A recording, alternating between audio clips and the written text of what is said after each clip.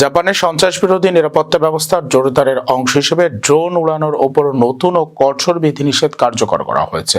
বুধবার থেকে কার্যকর হওয়া নতুন নিয়ম অনুযায়ী গুরুত্বপূর্ণ সরকারি স্থাপনার আশপাশে ড্রোন নিষিদ্ধ এলাকার পরিধি প্রায় ৩০০ মিটার থেকে বাড়িয়ে ১০০০ মিটার করা হয়েছে।